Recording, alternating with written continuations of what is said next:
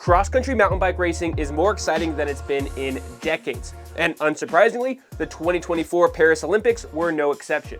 Today, we're going to dissect the bikes used by the top 3 men and women riders to get a better idea of the equipment and technology used in the sport. Now, obviously, I'm not in Paris, so I'm sadly not going to be able to tell you how much PSI Haley Batten is running in her tires or whether or not Tom Pidcock have made any custom cuts to his tires. What we are going to look at instead is what components these riders chose to run, or in some cases not to run, and of course, nerd out over the ever-evolving frame design and geometry using various bike comparison tools from 99spokes.com. I was honestly pretty surprised by how wide of a variety there was in those things, even in this relatively small sample size of winning bikes. And to me, that makes cross-country race bikes some of the most interesting of any discipline. So without further ado, let's start things off with the bronze medal winner of the women's race, and that is Sweden's Jenny Rissveds in her Ibis Exie. The top-tier Ibis Exie frame Rissveds used in the race was hand-built in the US and tips the scale at less than 2,000 grams. It features a 100mm of DW Link suspension in the back, and when paired with a 120mm fork, has a 67.2 degree head tube angle. The size medium also gets a 439mm reach and 599mm stack height. Collectively, this puts the bike right about in the middle of our list in terms of suspension travel and geometry. Now, moving on to components, and Rissved's gone ahead and spec'd the bike with Shimano's mechanically actuated XTR group set. Interestingly, all of the other Shimano spec bikes that we're going to be looking at in this video use the mechanical XTR as opposed to the electronic Di2 version. And this is very different than what we're seeing in the road scene. In case you missed it, we did a video a week or two ago looking at the top 5 bikes of the Tour de France, and every single Shimano spec bike there did come with Shimano's Dura-Ace Di2 group set. Moving back to mountain bikes though, and Rissved's Exie is spec'd with a Fox Float SL factory shock, and we'd assume, based on what the Exie is designed around, a 120mm Fox 34 step cast factory fork. As with her drivetrain, Rissved has chosen to forgo electronics, so no live valve here. In terms of wheels and tires, the bike rolls on a set of Ibis S28 carbon wheels, wrapped in a very popular tire for this year's Olympics, and that is the Continental Race King. Lastly, Rissved used a Fox Transfer factory dropper post to get the seat out of the way on the few technical sections of the course. And she wasn't alone in this. Actually, every rider featured in this video did use a dropper post to secure their spot on the podium.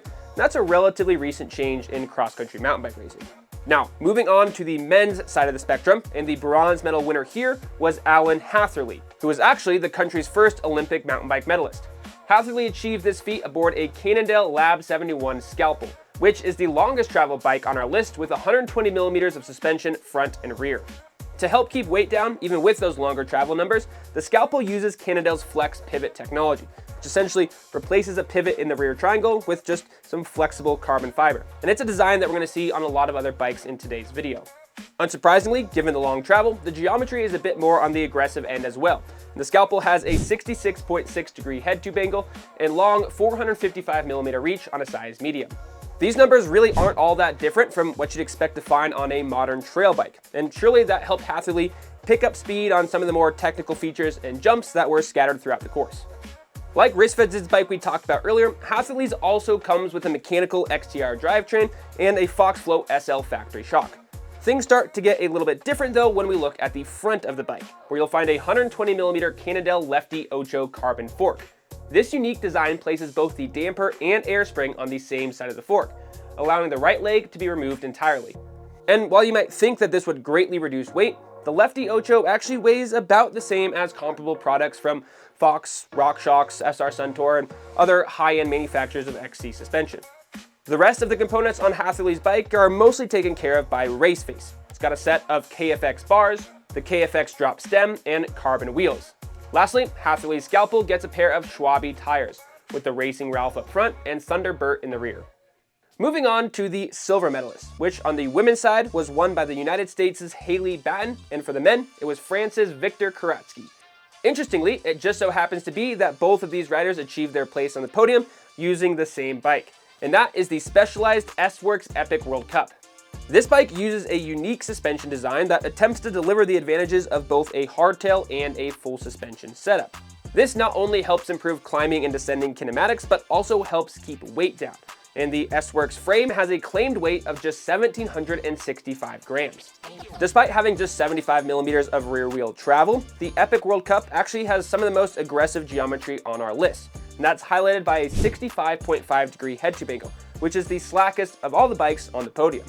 Seeing as Batten and Koretsky are both specialized factory racing teammates, it should come as no surprise that a lot of their components are going to be the same, starting with the SRAM XX SL T-type drivetrain.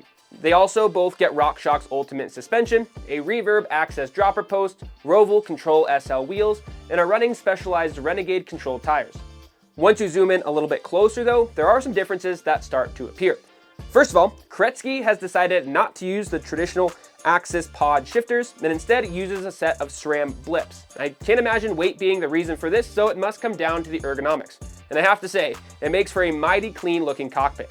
Speaking of electronics, or in this case, the lack thereof, Koretsky is also not using RockShox Flight Attendant, or in other words, their version of electronically controlled damping for either his fork or his shock. Instead, he's just got a traditional cable actuated lockout. Batten, on the other hand, does use Flight Attendant. And this division between teammates on whether or not they want to use that electronically controlled suspension damping is actually mimicked at the top of the podium with our two teammates that took the gold. And those were, of course, France's Pauline Ferrand-Prévot and Great Britain's Tom Pidcock, who both ride for Pinarello. But unlike before, Prévot and Pidcock have actually opted to use two different Pinarello bikes for this Olympic course that's very physically demanding, but not necessarily the most technically challenging. PFP took her win aboard the Pinarello Dogma XC Hardtail. The geometry on the bike is on the more conservative side of the spectrum, with a 67.75 degree head tube angle, as well as a 450 millimeter reach and 603 millimeter stack height on a size medium. Moving on to the group set, and just like the bronze medalist we talked about earlier, Prévot is using Shimano's mechanically actuated XTR group set. She's also opted to avoid electronics on the suspension front and has a 100mm SR Suntour Axon Works 34 fork. Helping further reduce weight is one of the lightest dropper posts on the market, the Ride Vertical Helium, which has a claimed weight of just 280 grams for its 60mm variant. Another interesting bit of spec are her Princeton Carbon Works P1 wheels, which use a variable rim depth to optimize bracing angles for the spokes, creating a stronger wheel with less material. Speaking of less material, these wheels are laced with bird spokes, which instead of using metal like a traditional spoke, actually uses a woven thread-like material and claims to save between 100 and 200 grams per wheel. Lastly, those wheels are wrapped in a pair of Continental Race King tires. And that brings us to our last rider, which is of course the men's gold medalist, Tom Pidcock, and his Pinarello Dogma XC. Both this and the hardtail we just talked about were released to the public earlier this spring, but Pidcock and Prévot had been riding them well before, playing a pivotal role in the development of the bikes. Pinarello makes it clear that unlike a lot of modern XC bikes that are entering the market, the Dogma XC was designed to prioritize stiffness and power delivery, as opposed to comfort or forgiveness on more technical terrain. Suspension-wise, it uses a flex pivot design to deliver either 90 or 100 millimeters of travel, depending on the setup. And we'd assume Pidcock used the shorter travel variant for this race. Geometry numbers are slightly more conservative on this bike than on the hardtail, but not by much. Still gets a 67.75 degree head tube angle, 455 millimeter reach, and 500 millimeter stack height on a size medium. The Dogma XC is rated for a fork with anywhere from 100 to 120 millimeters of travel. For this race, Pidcock has gone ahead and used a 100mm SR Suntour Axon Works 34. Unlike Prévot's, however, this one uses SR Suntour's tacked electronic suspension system to automatically adjust damping depending on the terrain. His Edge TT rear shock uses the same technology. The rest of the components on Pidcock's full suspension Dogma XC are more or less identical to what Prévot was running on her hardtail.